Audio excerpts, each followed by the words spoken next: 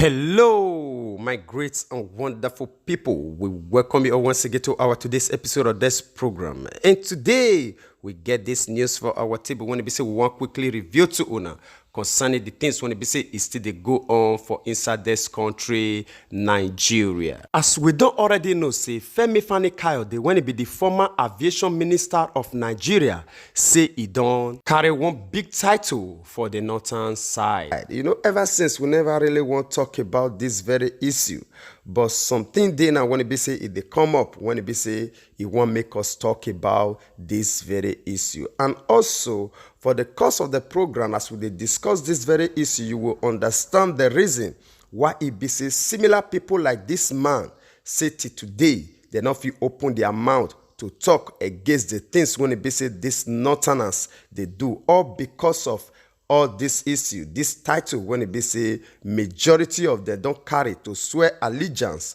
to this very north. All right, may we first of all see the title of this one. This one talks say no hatred between Muslim and Christian for Nigeria. This one, the one when it be say Makwash release, and this one reached our table July 27th, 2020. All right, before we go properly to the details of this news, in case today and the first time when you see you hear about us for this channel be this, we say you are highly welcome. I beg make you not forget to help us hit that subscribe button and also the small bell when they near us so that anytime we take bring a new update, you know with the server to look for it will only come to you like a message. And our prayer remember say, they say we want to be say they support us for this channel. And they say we want God with the same people when will they support you for everything when it good when you put your hands to do in Jesus' mighty name. Amen. All right, my people, may we go straight to the details of this news. And as we put our hand there for inside this matter, they can make us understand, say the emir of Shinkafi, when they say in name na Alhaji Muhammad Makwash, say it talk say bad belle, you know, they between the Muslim and Christian or northerners and southerners for Nigeria. And still on top of the matter, he can talk say the emir say he made this statement through Dr. Sani Abdullahi Shinkafi when he be the spokesperson of the emir, and he make an available to the media in Abuja on Sunday. He can still go ahead again to make us understand, say, this chieftaincy title, when he be say they give so, say it not based on region or religion. And again, he can talk, say, now the power of the emir to make sure, say, it decide who he go honor with this title. And again, they can make us understand, say, this statement, say, it follow the controversy over the chieftaincy title when it be say they give Femi Fani-Kayode, when it be say they call Saudaki Shinkafi by the emir of Shinkafi, when it be say in name na Alhaji Muhammad Makwash. And still on top of the matter, they can make us understand, say, as they draw the long list of the people when it be say they not be Muslim, when it be say they don't honor for the northern side by similar title. The contour say he get one when he say that they call one by Shikafi. He argued the matter, say for the people when he say Femi Fani-Kayode, they say he not qualify for this title or because of say he not come from the northern side, say he not they justifiable.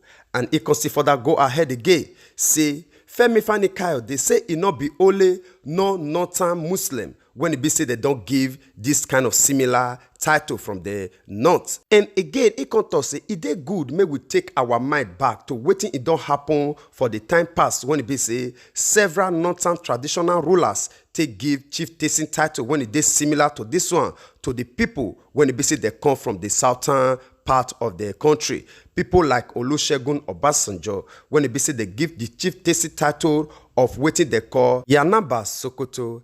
And again, they can seem go ahead to mention another person when it be say in name na Chief Rocha Okorocha. When it be say in own chieftaincy title name na Danjekan Sokoto. And also they can see mention another person name when it be say in name na Oji Uzo Kalo. When it be say in own chieftaincy title name na Wakini Anka. And also former president of Nigeria when it be say in name na Goodluck Ebele Jonathan. When it be say they still give the chieftaincy title name when it be say in name na Garkuwan Maloma Zamfara. And also another person when it be say in name na Barrister Solomon Danlong. When it be say they still give the chieftaincy title name when it be Magayakin Bokoyom. And also the former Senate president, when it be say in name now David Mark, when it be say they still give the chieftaincy title name, when it be Jarumi Kauran Namoda. And also Senator Victor Ullman, when it be say they still give Jagaban Shinkafi. And also the APC leader, when it be say in name now Bola Ahmed Tinubu, when it be say they still give similar title, when it be say they still call Jagaban or Africa. And also Vice President of Nigeria, when it be say in name na Yemi Osinbajo. And the question not pass be say why it can be say Femi Fani Kayode can be the different one, when it be say it can't they carry dust for the air. And again, as it still they explain more concerning this whole issue, it can talk say hatred not dey between Muslim and Christian, and not be only that one, even Southerners and Northerners. Say now some people, when it be say they want just light fire between us, say now in they read political meaning to this whole thing. Say the reason why be say they choose this man, give him this title, now to make sure say they bring more unity between the Southerners and the Northerners. And for us to conclude this matter, it can talk say if you look at very well, say this man so say it don't serve as a minister to the whole Nigeria, say not before the particular place like the Southerners. So there is no reason why it be say they will give him this kind of title when it be say people would raise dust on the air concerning this very whole issue. All right, my great and wonderful people, this one of the news when it be say we received recently when it concern this title when they give Femi Fani Kayode, when they open their mouth say difference not the hatred or babele it not dey between the Northern and the Southern. This one, the one use title to make sure say the one give us the light to say na unity na it dey exist between us na in be this very one. I believe before I will leave una make una share una opinion with us for the comment section as we always do. Say the reason why it be say this man when it be say in name na Femi Fani Kayode, so the reason why it dey speak for both side of his mouth na in be this very one. I dey very sorry. Somehow it will look to some people say I dey insultive, but I not really mean out to be that way. But we must speak the truth. We must talk on the way when it be say it be. If you look this man very well, sometimes you will see and say this man is stand right to speak truth. And some other time you will see and say it they try to pervert the truth from the way when it be say it's supposed to be. Similar thing happen when it be say a former chief of staff to the president when it be say he died that time when he named now Abba Kyari till day alive. This man talk heaven and earth concerning this man. He talk heaven and earth. Talk nothing when he be say this man not talk for any rally when he be say in go. But immediately this man died. We see the statement when he be say this man release say that Abba Kyari say na he be the best chief of staff when he be say Nigeria don't get. See, he talk so many things concerning this man. All of us still published that very news at that time. You know, after that very moment, we don't still see similar things when it be say still they come up. And this very new chief of staff, so when it be say president don't still get when they don't elect again now, we don't see several write-up when it be say this man don't issue to condemn this very man as well. And similar things like that. The reason why we they bring all this issue, we not there to judge anybody. It not be our position to judge anybody. But as we see them, we see the brigand, they can say, may we reason this matter together. Because all these people, when they say that they pretend to be our friend or they speak for us, they're supposed to be our voice because God don't elevate them to a certain position when it be say, even ordinary masses, their voice is not will reach there. So these people now, they don't dey money minded to the extent when it be say yes, they don't trade the choice of their people for just money. And not be only that one, their own conscience not they alive again, or because of waiting they will benefit. When they never get anything to benefit, they stand to say they speak the truth. And when they don't get something to benefit, you will see and say they speak to pervert the truth. So now where these people stand, now in be this very one.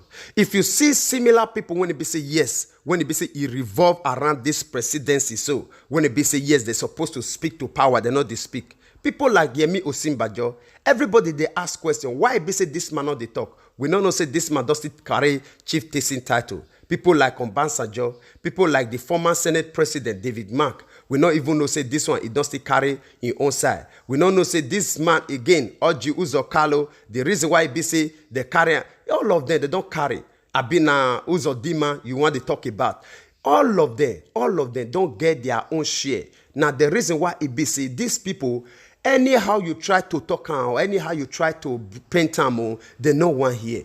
They no one listening to you because they don't swear their own allegiance to these very people, to remain loyal, to play according to their own principle, not be for the liberation of their own people, not be the day for again, because they must try to protect that very allegiance when it be say they swear for their own obedience to the rules and regulations when it be say they give to them. Because before they will give you a chieftaincy title, they don't see you worthy of obedience. Yes.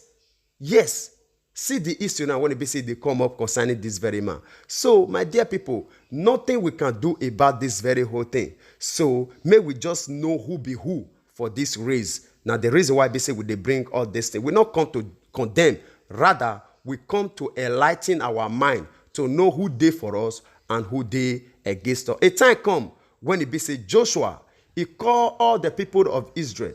He said, now this day, choose ye who you will follow. Yes, choose yourself who you will follow. If not bad, follow on. If not God, follow on. Just declare your own stance so that we will know exactly where you face. We say daytime, you show us your real face. And for our back, another thing entirely, now you turn to make sure say you destroy us. Just for your own belly to be full. That kind of thing, you know, feel lead us anywhere. All right, my people, I will leave on and make una watch this next video and we will come back for the conclusion. No, fuck up. God bless you. Rasta. You will fall down to me again. Okay. So we're live. So our first question is Buhari versus Obasanjo. Which presidential term do you think Nigerians thrived and succeeded more during? Okay, Obasanjo is the nemesis of our problem. He was the one that told us that we should vote for Jonathan. And even before that, he told us that Yaradua was the Messiah. And Yaradua was actually the Messiah. But unfortunately, God asked Yaradua to come and rest. And before Jonathan became the president, there were rumors around that Obasanjo sees good luck as his walking stick. And I don't need to tell you the details of that. But thank God for Jonathan that he actually had to let go. If not for Jonathan, there would have been war in this country because he intentionally said, you know what, everybody wanted change. So there you go, have the change. If Jonathan had not left the government, we wouldn't have known that Buhari is very incompetent. I would say that in Nigeria, just like Fela said, everything about Nigeria is party government. I think Nigerians need to come out and speak more and stop being scared. Whether you are scared or not, we are all living dead. So it's better for you to speak up your mind rather than to keep quiet. You know, I also think that we need younger people to take over the realms of fear. And the younger people are not ready yet because they don't love each other. I think a lot of people from act like Shore, Kingsley, Fela, we've not heard so much from them since after 2015, who actually didn't say a lot about what Shore is going through. Shame on them all. Listen, Shore is fighting the cause of every Nigerian, even though he needs a lot of people and he needs to take a lot of people along for him to be able to achieve this cause. But I want to tell you that Shore is fighting for everybody. And if you don't like Shore, you're a bad person. And if you hate Jonathan and love Buhari, you're a wicked and bad person. I'm a fan of Jonathan. I'm a fan of Shore. I'm a fan of Oshomole. And I know Oshomole has done a lot of mistakes. And I think it's time for him to come back and add value to his people's life. I mean, there's reason for everything. Nigeria needs to move on. You know, we can do it alone, but we need each other to be able to change Nigeria. That's it. You know. Okay.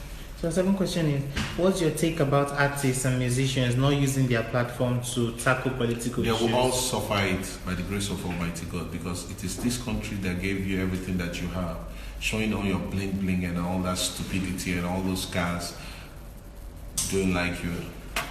Go ask Babangida, Ibrahim Babangida. If you know the Ibrahim Babangida history, you will not see everything for this life and vanity. Use your voice and add value to the lives of people before it's too late. Respect your parents. We are Africans, we are not Americans. We have tradition and culture. If you don't know yours, quickly go and learn.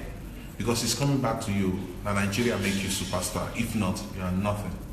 Okay, so a follow-up on that. Do you think the Nigerian music industry can have another Fela in the true sense of what Fela stood for? Well, I cannot say I'm Fela, but I know that on behalf of Fela Anikulapo Kuti, Idris have spoken and been outspoken more than any other person. Another person that I know that is doing the right thing is Shehu Anikulapo Kuti.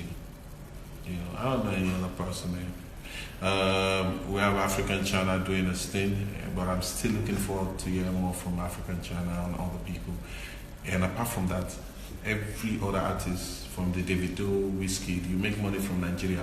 If you don't speak about Nigerians, just know that you're fucked up and fake. You are so fake. And it will come back to you whether you like it or not. Whether a Burna Boy or Wizkid or all of them, speak.